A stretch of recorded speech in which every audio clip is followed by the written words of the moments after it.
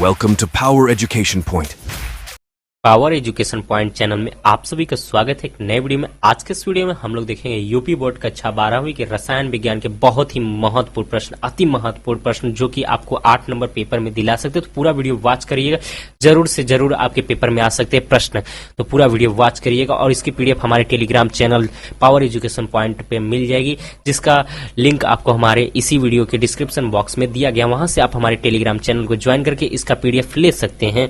तो बहुत ही most important question है, तो पूरी वीडियो ध्यान से देखिएगा। इसमें आपको 8 नंबर पूरे के पूरे मिल सकते हैं।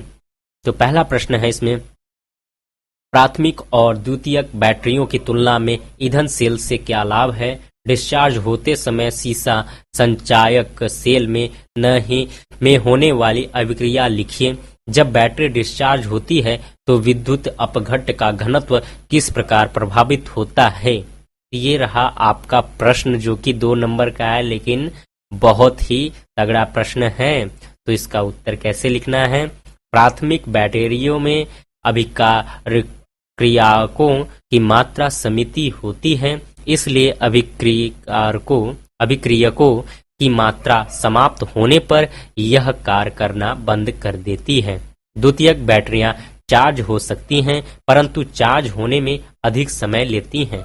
ईंधन सेल में जब तक अभिकारकों की आपूर्ति होती रहती है और उत्पाद लगातार निकलते रहते हैं, सेल लगातार कार्य करता रहता है। ये रहा आपका पहले का प्रश्न, जो प्राथमिक और द्वितीयक बैटरियों की तुलना में ईंधन सेल से क्या लाभ है। ये बस एक लाइन का आंसर है। दूसरा का प्रश्न जैसे इसमें पूछा गया, डिस्चार्ज होते समय सीसा संचायक सेल में होने वाली अभिक्रिया लिखिए।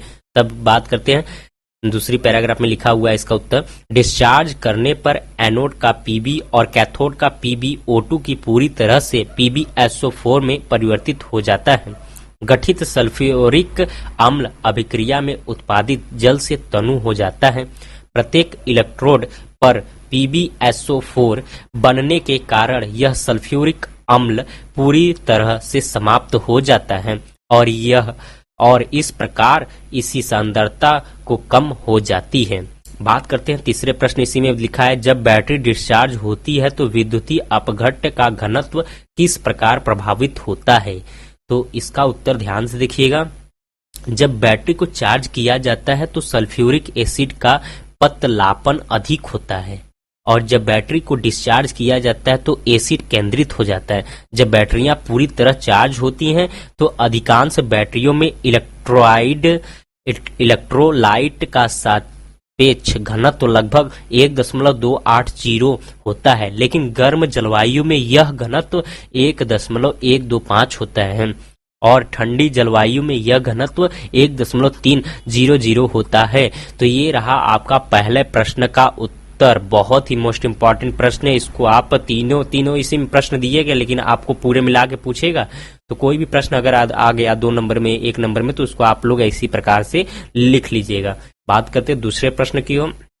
दूसरे प्रश्न में पूछा है, प्रथम कोटि की अभिक्रिया, यहाँ पे अनिक्रिया लिखा, तो अभिक्रिया के लिए वेग स्थिरांक 60 सेकेंड इनवर्स है। ठीक है, इसका उत्तर पूछा है, अभिक्रिया को अपनी प्रारंभिक सांद्रता 1/16वां भाग रह जाने में कितना समय लगेगा?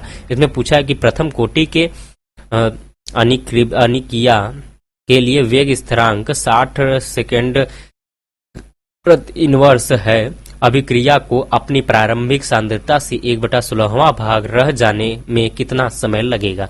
तो उत्तर में आप लोग देखिए, पहले लिखेंगे प्रथम कोटि की अभिक्रिया के लिए T बराबर 2.303 बटे में K लॉग लगाएंगे, फिर गुणे का या दशमलव का चिन्ह लगा देंगे, A, फिर आप बटे में लिखेंगे ब्रैकेट में A माइनस एक्स।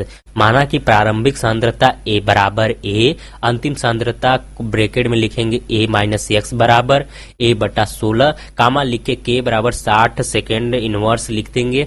फिर T बराबर आप लोग 2.303 बटे में 60 सेकेंड माइनस इनवर्स लगा दीजिएगा 1 लॉग। ठीक है, फिर लॉग A बटा फिर A/16, फिर इसको सॉल्यूशन कर लीजिएगा तो आएगा उत्तर आपका 2.303 बटे में फिर 60 सेकेंड से इनवर्स लगाना है, फिर लॉग 16, फिर इसको कैलकुलेशन करेंगे तो 2.303 x(1) 2 आ जाएगा, तो फिर 1.2041 आएगा, बटे में 60 सेकेंड इनवर्स हो जाएगा। बराबर में आप इसको सॉल्व कर लेंगे तो 0.462 सेकेंड होगा।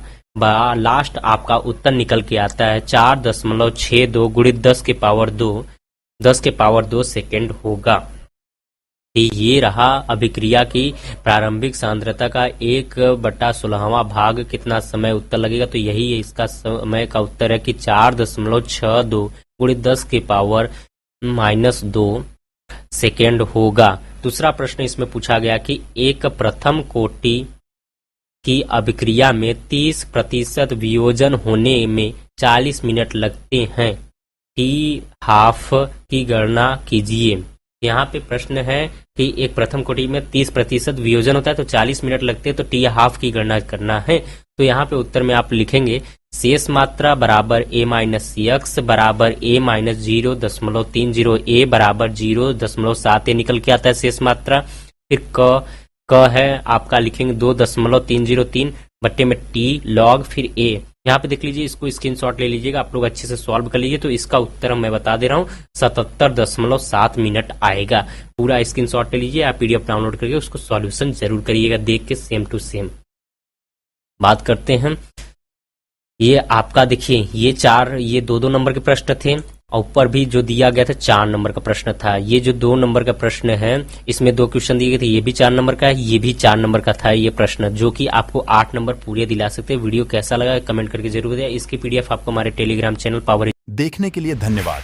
पावर एजुकेशन पॉइंट पर लाइक, कमेंट और शेयर करना ना भूलें।